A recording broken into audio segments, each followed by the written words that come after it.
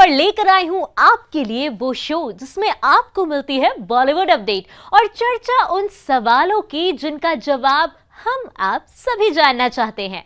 शुरुआत करते हैं आज के एपिसोड की और बात उस मामले की जिसके बारे में इन दिनों सबसे ज्यादा चर्चाएं हो रही है।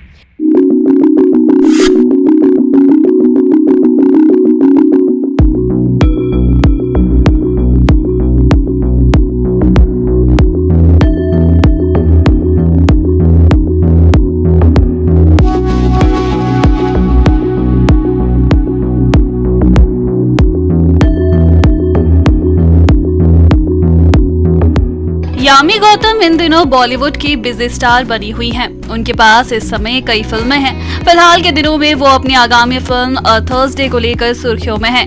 हाल ही में इस फिल्म का टीजर रिलीज हुआ था, जिसके बाद से ही दर्शकों को फिल्म के ट्रेलर की रिलीज का होने का इंतजार सताने लगा था। अब आखिरकार लोगों का ये इंतजार भी खत्म हो गया है।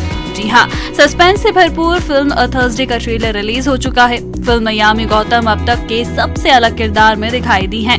हाल ही में सामने आया है कि फिल्म के टीजर में केवल यामी गौतम की झलक देखने को मिली थी, तो वहीं बैकग्राउंड इफेक्ट और म्यूजिक से ये मालूम पड़ा था कि फिल्म थ्रिलर और सस्पेंस से भरपूर होगी। तो वहीं अब जो फिल्म का ट्रेलर रिलीज कर दिया गया है, तो ये कहना गलत नहीं होगा कि फिल्म की कहानी वाकई अपने सस्पेंस से सबको हैरान कर देगी।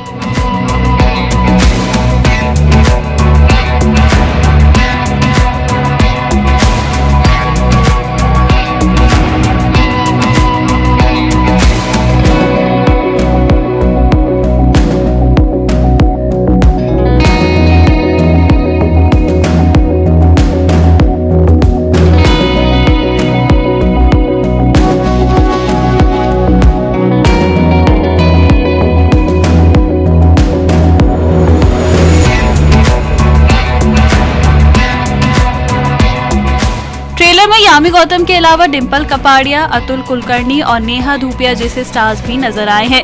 वहीं यामी गौतम का किरदार हर बार से बिल्कुल अलग देखने को मिल रहा है। उनकी अदाकारी हर किसी का ध्यान खींच रही है। 2 मिनट 21 सेकंड के इस ट्रेलर में दिखाया गया है कि कमरे में 16 बच्चे हैं जिनको यामी गौतम मॉनिटर कर रही हैं।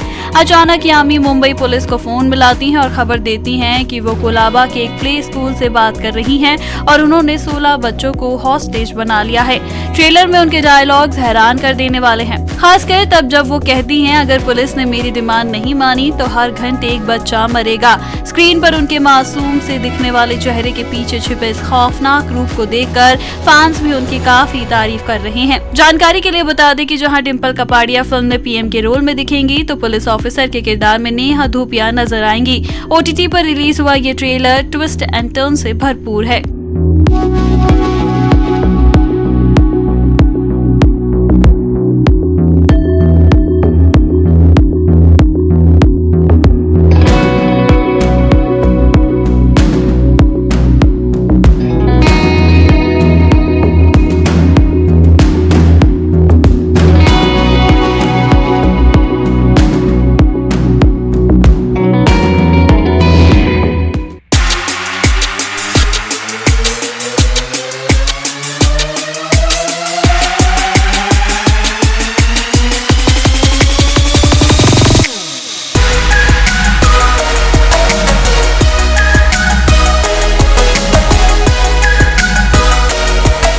समय के साथ बॉलीवुड फिल्मों में भी काफी बदलाव देखने को मिले हैं।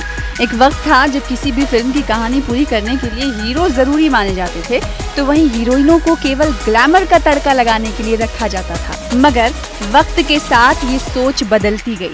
आज आलम यह है कि एक्ट्रेसेस अपने कंधों पर न सिर्फ फिल्में हिट करवाने की जिम्मेदारी उठाती हैं, बल्कि उसे पूरा भी करती हैं। ऐसे में आज उन्हीं विमेन सेंट्रिक फिल्मों से आपको रूबरू करवाएंगे जिसे 2022 में देखने का दर्शकों को भी इंतजार है। कंगना रनौत की लीड रोल वाली एक और फिल्म रिलीज होने जा रही है। नाम है धाकड़। वैसे तो ये फिल्म पिछले साल ही रिलीज होने वाली थी, लेकिन महामारी के चलते ऐसा नहीं हो सका।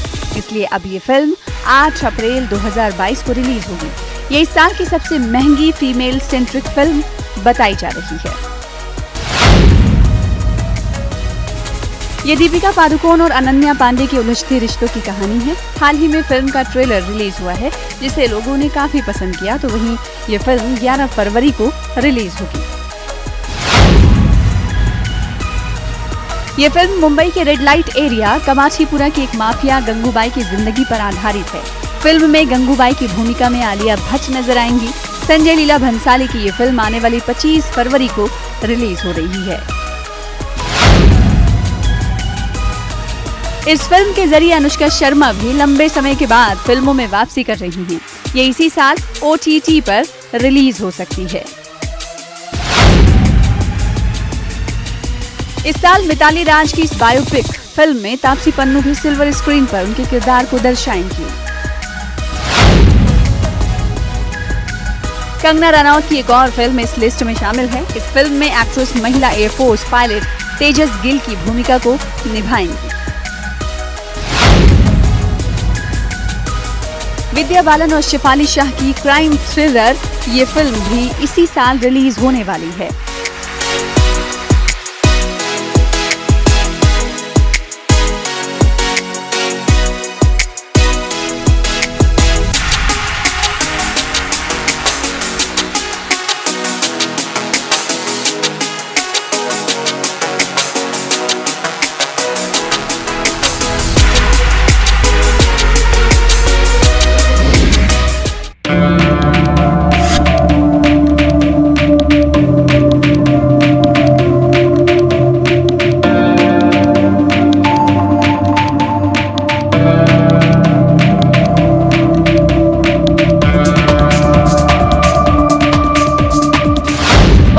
छोटे मियां। अमिताभ बच्चन और गोविंदा की ये जोड़ी आइकॉनिक जोड़ियों में से एक रही है। मेकर जल्द ही इस फिल्म का सीक्वल लेकर आने वाले हैं। भूल भुलैया। अक्षय कुमार स्टारर भूल भुलैया हॉरर कॉमेडी फिल्म थी। इस फिल्म के सीन आज भी दर्शकों के मन को गुदगुदाते हैं। इस फिल्म का सीक्वल भी जल्द तैयार होने वाला है। भूल भुलैया 2। इस फिल्म में अक्षय की जगह कार्तिक आर्यन ने ली है। फैंस इसके सीक्वल का बेसब्री से इंतजार कर रहे हैं। इस सीक्वल में कियारा आडवाणी, तब्बू और राजपाल यादव भी नजर आने वाले हैं। क्रिश 4। जिस क्रिश को बच्चों से लेकर बुजुर्ग ने बेहद प्यार किया है, वो क्रिश जल्द ही वापस अपनी शक्तियों के साथ अपने जादू को लेकर लौटने वाले हैं। ऋतिक रोशन स्टारर इस फिल्म का दर्शक बेसब्री से इंतजार कर रहे हैं। No entry 2। सलमान खान, अनिल कपूर, फरदीन खान की तिकड़ी ने इस फिल्म को सुपर डुपर हिट बनाया था, तो मेकर्स ने सोचा क्यों न इस फिल्म के सीक्वल से एक बार फिर दर्शकों को एंटरटेनमेंट का डबल डोज दिया जाए। इश्क विश्क 2। शाहिद कपूर की डेब्यू भी अपने सीक्वल के साथ दर्शकों को फिर से एंटरटेन करने को तैयार है। 19 साल के बाद इस फिल्म के सीक्वल में शाहिद की जगह उनके छोटे भाई ईशान खट्टर लेने वाले हैं।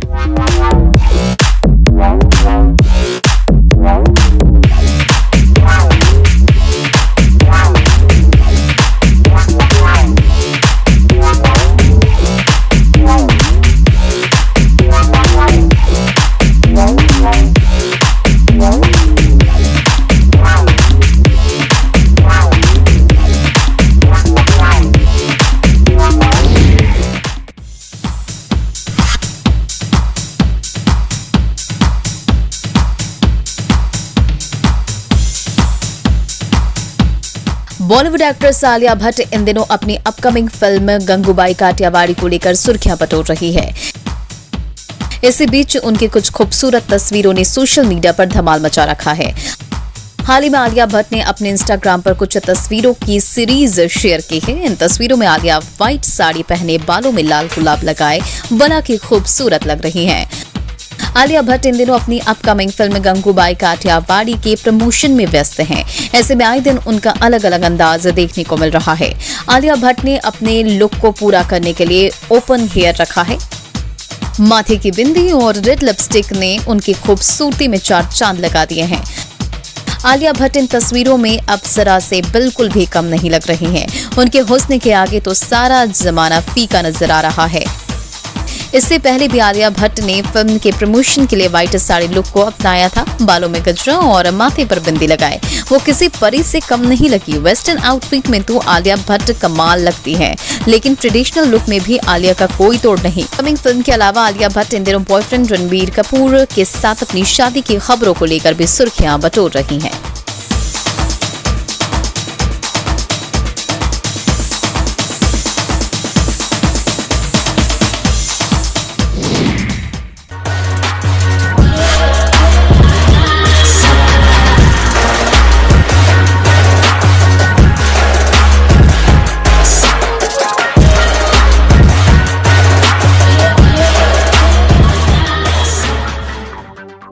बॉलीवुड एक्ट्रेस अनन्या पांडे ने बहुत कम समय में टैलेंट के दम पर अपने आप को इंडस्ट्री में स्थापित कर चुकी है। वो सोशल मीडिया पर काफी एक्टिव रहती है। वो अक्सर अपने फोटोशूट की झलक फैंस को दिखाती रहती है।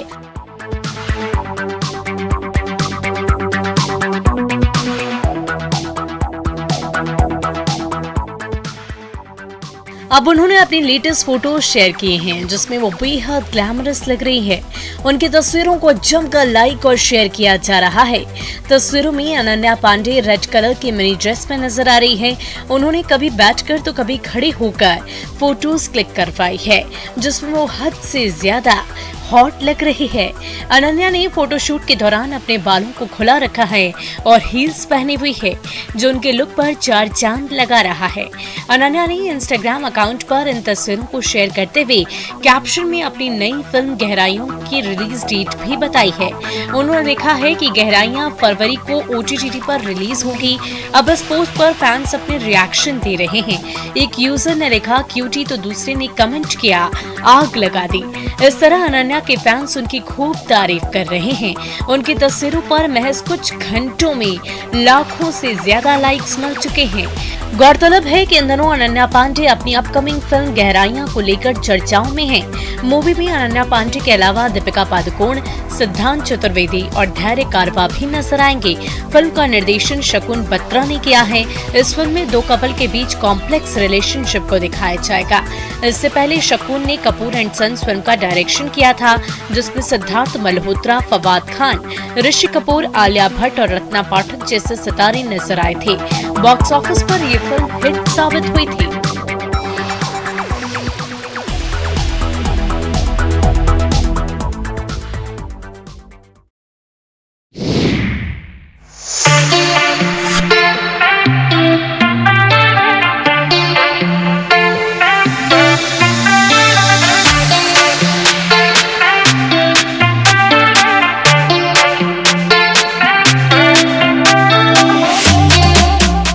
मशहूर heroine Ileana D'Cruz social media पर बहुत एक्टिव देखी जाती हैं। इलियाना बॉलीवुड की भी कुछ फिल्मों में नजर आ चुकी हैं, जिसमें उनके काम को लोगों ने काफी सराहा है। इलियाना अक्सर सोशल मीडिया पर अपने वीडियो और तस्वीरें शेयर करके भी लोगों को हैरान कर देती हैं। अगर उनका नाम इंडस्ट्री की सबसे ग्लैमरस अभिनेत्रियों में लिया जाए तो ये गलत नहीं होगा।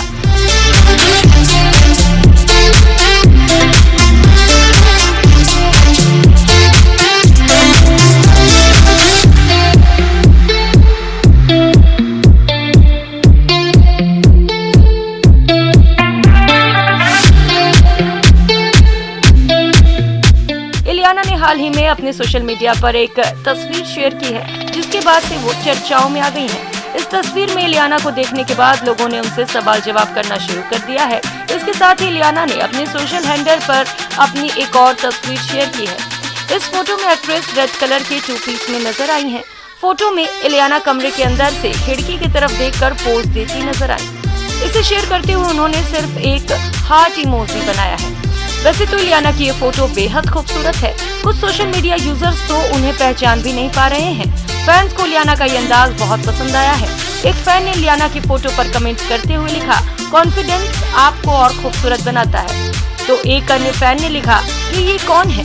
इस तरह से इलियाना की फोटो पर ढेरों कमेंट्स देखने को मिल रहे हैं। बात करें बॉलीवुड में एक्ट्रेस के काम की, तो उन्हें बर्फी में मैं तेरा हीरो, रुस्तम, बादशाह हो, मुबारका, फटा पोस्टर निकला हीरो और रेड जैसी फिल्मों में देखा जा चुका है।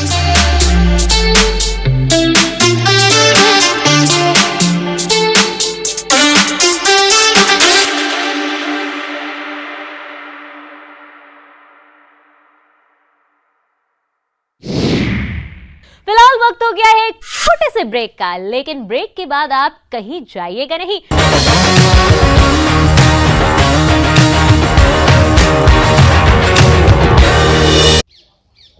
डरना मना है और हार से ही सीखना होगा। साथ ही उद्देश्य प्राप्त करने के लिए निरंतर प्रयास जरूरी हैं। इसी तरह का कुछ संवाद देखने को मिला जब जिला कलेक्टर ने बच्चियों से संवाद किया। बेटियों से सशक्त संवाद। पहली बात तो इतने लार्ज नंबर में बेटियां आई, उनसे मिलके बड़ा अच्छा लगा और मुझे लगता है ये कलेक्ट्रेट जैसे कार्यालय में आके आई थिंक अपने आप में ही एक हौसला अफजाई है इन बच्चों के लिए। और जिस तरह के सवाल इन्होंने पूछे, इनकी प्रॉब्लम्स भी सामने आई और जो कुछ मेन इश्यूज हैं हेल्थ हाइजीन वो जो इन्होंने हाईलाइट किए, तो I am sure district administration को उससे काफ़ी फ़ायदा मिलेगा। काउंसलिंग बाय कलेक्टर कार्यक्रम। कॉन्फिडेंस बिल्डिंग, एक गर्ल चाइल्ड की एम्पावरमेंट के प्रति हम क्या काम कर सकते हैं उसका एक शुरुआत किया है और इसी के साथ हम कुछ और स्टेप्स आगे धीरे धीरे लेंगे जिनके ऊपर हम लोग एजुकेशन विभाग के साथ बैठ के प्लान कर रहे हैं। 5वीं कक्षा की नव्या बनी एक दिन की कलेक्टर। मैंने ये पूछा था कि what do you think about girls, और सर ने बहुत ही अच्छा रिप्लाई दिया था कि वो गर्ल्स इज वेरी ब्यूटीफुल। एक प्यारी सी बच्ची के क्यूट से सवाल ने दौसा कलेक्टर कमरुल जमा चौधरी के काउंसलिंग बाय कलेक्टर कार्यक्रम को 4 चांद लगा दिए और नव्या को कलेक्टर साहब ने एक दिन के लिए जिले का कलेक्टर बनाकर सम्मानित किया। दौसा में बेटियों को सशक्त बनाने की अभिनव पहल के तहत 50 से अधिक विभिन्न स्कूलों की बालिकाएं शामिल हुईं। इस कार्यक्रम में कक्षा 5वीं से लेकर कक्षा 12वीं तक की बालिकाएं शामिल हुईं। इस दौरान बालिकाओं ने कलेक्टर से संवाद किया। इस संवाद कार्यक्रम में बालिकाओं के सवालों के जवाब देने के लिए खुद कलेक्टर के साथ ही कई और प्रशासनिक अधिकारी मौजूद रहे। मैंने उनको वही ये चीज़ कही कि डर की कोई जगह ज़िंदगी में होनी नहीं चाहिए। मुझे लगता है हम सब ज़िंदगी में कहीं ना कहीं निराश हुए हैं, फेल हुए हैं या कोई एग्ज़ाम में रह गए हैं।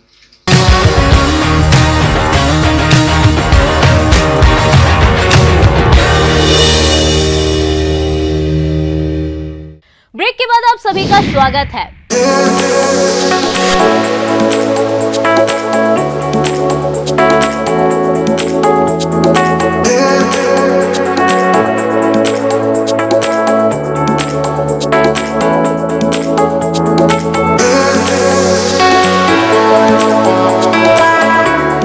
बॉलीवुड एक्ट्रेस जेनेलिया डिसूजा लंबे समय के बाद एक्टिंग की दुनिया में वापसी करने जा रही हैं। जेनेलिया करीब 10 साल बाद एक्टिंग की दुनिया में कदम रखने जा रही हैं। वो आखिरी बार रितेश देशमुख के साथ फिल्म तेरे नाल लव हो गया में नजर आई थी। उसके बाद उन्होंने कुछ फिल्मों में काम किया मगर उसमें उनका कैमियो था। अब जेनेलिया एक बार फिर रितेश के साथ फिल्म में नजर आने वाली हैं। उन्होंने अपनी फिल्म मिस्टर मम्मी का फर्स्ट लुक शेयर कर दिया है। फिल्म में रितेश और जेनेलिया दोनों ही प्रेग्नेंट नजर आने वाले हैं। ये एक कॉमेडी ड्रामा फिल्म है जो लोगों को गुदगुदाने के लिए तैयार है। इस फिल्म को भूषण कुमार प्रोड्यूस कर रहे हैं। जेनेलिया ने सोशल मीडिया पर फिल्म का फर्स्ट लुक शेयर कर दिया है। जहां जेनेलिया मुस्कुरा रही हैं तो वहीं रितेश परेशान नजर आ रहे हैं। जेनेलिया ने फर्स्ट लुक शेयर करते हुए लिखा, एक ट्विस्टेड हंसी की राइड और कहानी जो आपने पहले कभी नहीं देखी होगी। अपने दिल से हंसने के लिए तैयार हो जाइए और आपके पेट में दर्द होने वाला है। जेनेलिया के इस पोस्ट पर फैंस कमेंट्स करके उन्हें मुबारकबाद दे रहे हैं। वो पोस्ट पर कमेंट करके रिलीज डेट के बारे में पूछ रहे हैं। इतना ही नहीं, एक बार फिर जेनेलिया और रितेश को एक साथ देखकर फैंस बेहद खुश नजर आ रहे हैं। मिस्टर मम्मी कॉमेडी ड्रामा की पंच लाइन पर लोगों को गुदगुदाएगी और इसकी कॉमिक टाइमिंग देखने लायक होगी। इस फिल्म की कहानी एक ऐसे जोड़े के इर्द गिर्द घूमती है जिनकी विचारधारा जब बच्चे की बात आती है तो एक दूसरे से बिल्कुल अलग हो जाती है। लेकिन नियति ने इस चाइल्डहुड स्वीट हार्ट के लिए कॉमेडी ड्रामा खुलासे और एहसासों की उबड़ खाबड़ सवारी के साथ कुछ और ही योजना बनाई है।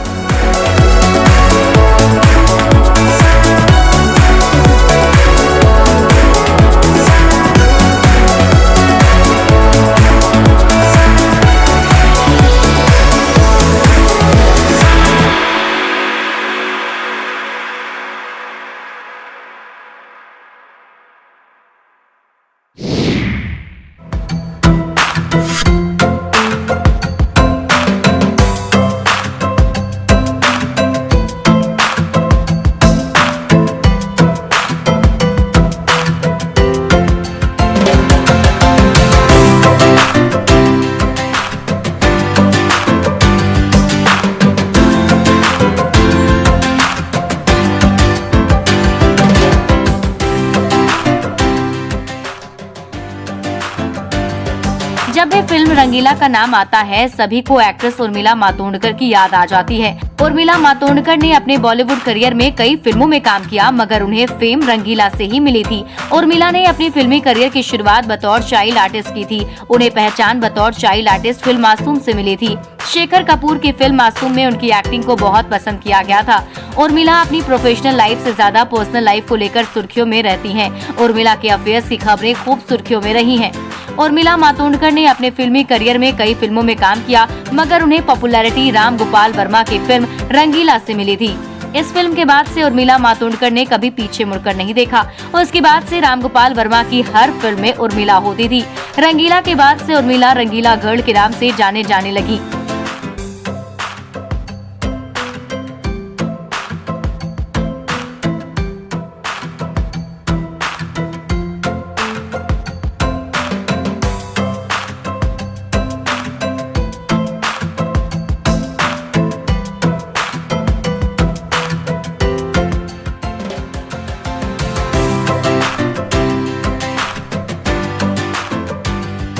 राम गोपाल वर्मा और उर्मिला मातोंडकर ने कभी अपने अफेयर को स्वीकारा नहीं, मगर राम गोपाल की वजह से ही उर्मिला अपने करियर के टॉप पर पहुंच गई थी। मगर राम गोपाल वर्मा की वजह से उर्मिला का करियर भी डूब गया था।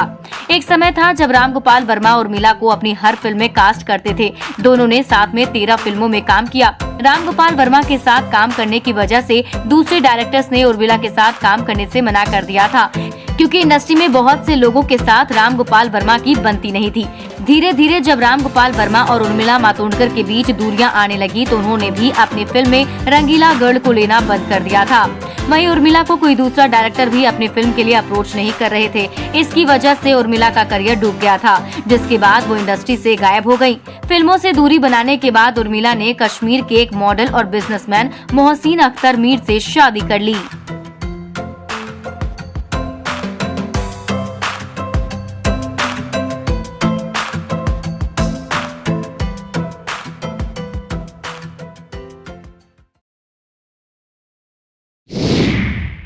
इसी के साथ आज के एपिसोड के लिए बस इतना ही। मुलाकात होगी अगले एपिसोड में। रखिए अपना ख्याल। Take care. Bye bye.